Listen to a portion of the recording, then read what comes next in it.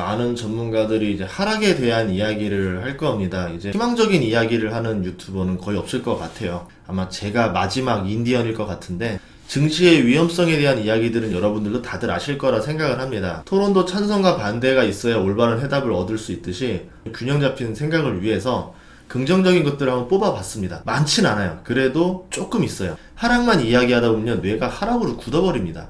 상승에 대한 근거들도 들어보면서 생각의 유연성을 가져가시길 바라는 마음으로 넣었습니다. 나스닥이 12,000이 깨진 이유는요, 점도표가 대폭 상향된 것 때문에 그렇거든요. 6월 대비 9월 점도표를 보면은 올해 4.5, 내년에는 4.75%까지 보고 있습니다. 2023년까지는 금리 인하 꿈도 꾸지 말라라는 신호였었죠. 하지만 연준도 지표와 상황에 따라 금리 정책을 바꿀 수가 있어요. 확정이 아니라 예상도기 때문에 다음 점도표도 얼마든지 바뀔 수가 있습니다. 점도표 당시에 11월 예상 금리를 보면요, 0.75% 인상을 70%로 예상하고 있었습니다. 그런데 오늘자로 보시면은 58%로 많이 낮아졌어요.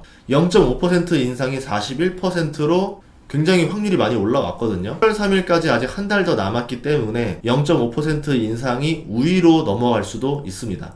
그러면 증시에서는 호재라고 보겠죠. 12월을 보도록 할게요. 점도표 나올 당시에는 0.5% 인상 확률이 67%였었어요. 그래서 연말 기준금리가 4.5%가 될 거라는 의견이 지배적이었는데, 그런데 오늘 나온 예상치를 보면은 56%입니다.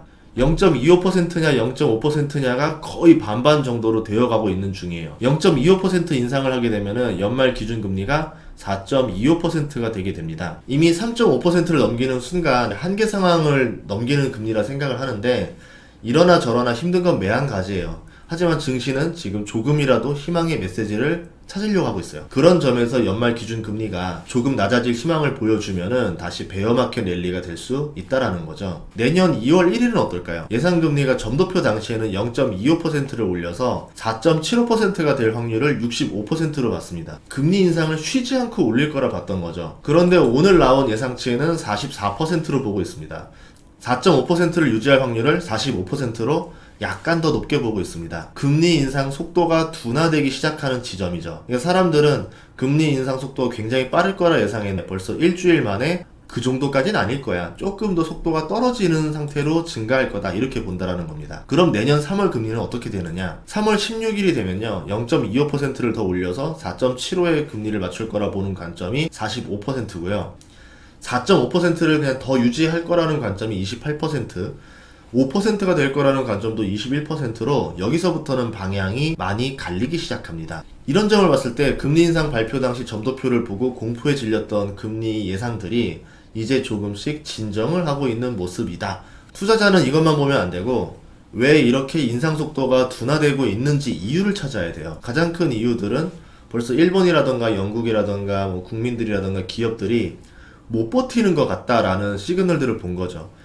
못 버티는데 어떻게 금리를 더 올리냐, 설마 다 죽자라고 연준이 가진 않을 것이다. 말은 그렇게 했지만 실제로 속도를 늦추던가 금리 인상폭을 낮출 것이다 라고 생각을 한다라는 겁니다. 근데 연준 같은 경우는 지금 지표를 보고 움직이는 모습을 많이 보여주거든요. 과거의 지표를 가지고 정책을 자꾸 내려고 하는데, 인플레이션 나우를 봤더니 CPI가 8.2% 나오고 근원 CPI가 6.64%가 나옵니다. 근원 CPI가 좀처럼 떨어지지 않는 모습이에요. 이런 것들을 봤을 때 우리가 더 너무 희망적으로 볼 수도 없다. 3분기 CPI랑 PCE를 다 정리한 표인데요, 근원 CPI만 상승하고 있고 PCE는 잘 잡혀가고 있습니다. CPI도 잘 잡혀가고 있어요.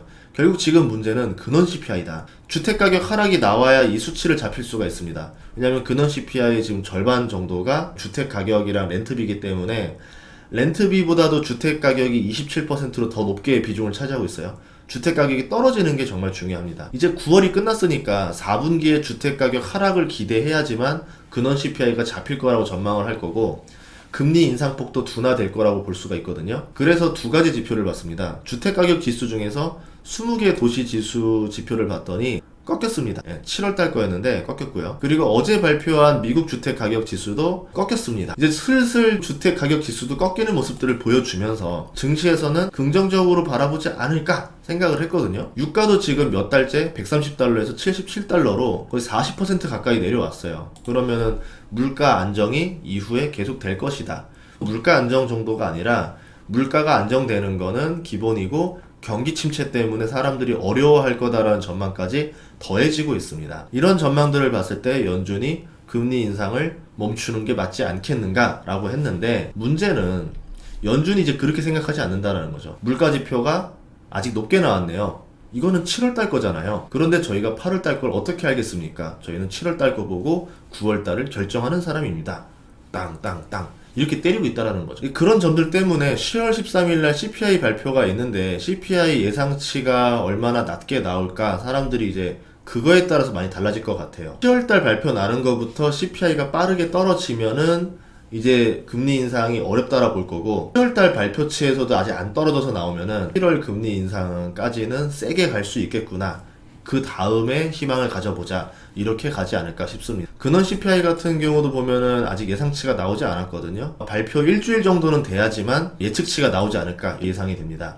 문제는 근원 CPI가 인플레이션 나우에서 볼 수 있듯이 그다지 떨어질 기미가 보이지 않는다라는 점 때문에 시장이 더 하락했어요. 지금 6.6이면은 전달보다 더 올라가는 거거든요. 그리고 다음 금리 인상이 11월 3일. 11월 CPI 발표 때나 돼서야 우리가 좀 희망을 가져보지 않을까, 이렇게 생각을 하고 있습니다. 요새는 뭐 증시 희망을 많이 안 가지고 있어요. 애플발 쇼크도 있었고, 러시아 합병 투표로 인한 핵 위협, 영국의 부도 리스크, 이런 것들이 걱정이 되고 있죠. 악재가 이 정도면 멈출만도 한데 정말 역대급으로 끊이지 않고 계속 쏟아지고 있어요. 보통 1년에 악재 한 2개 정도가 노멀한 상태인데 어떻게 이렇게 주마다 악재가 나오지? 일주일에 하나 둘씩 악재가 나오니까 시장이 버텨내질 못하고 있는 상황입니다. 환율도 벌써 문제가 됐죠. 1,400원 넘은 게 저번 주 일주일도 안 됐어요. 근데 벌써 1,440원을 돌파하기 직전입니다. 악재가 멈추지 않는 나날들이라 사람들이 하락으로 모든 생각을 집중하고 있다는 게 좀 더 무서워요. 다른 것들이 보이지 않습니다. 그런 상황에서는 상승에 대한 뉴스들, 희망에 대한 뉴스들에서 사람들이 별로 기대감을 갖지 않죠. 시간이 지나다 보면은 어느 날 갑자기 상승 호재가 하나 둘 튀어나오면서 갑자기 올라버리는 경우도 많아요. 그래서 영원히 하락할 거라 생각하는 것도 좋지 않다라는 겁니다. 당분간 하락할 수 있다. 하지만 그 하락이 언제 멈출지 모른다. 상승도 똑같이 지금 상승하는 건 맞다. 근데 이 상승이 언제 멈출지 모른다. 나는 그러면은 넥스트 스텝을 대비해야 된다. 이렇게 생각을 하고 투자에 접근을 해야 된다는 겁니다. 다음 시간에도 좋은 정보로 찾아뵙도록 하겠습니다. 구독과 좋아요, 알림 설정 부탁드릴게요. 고맙습니다.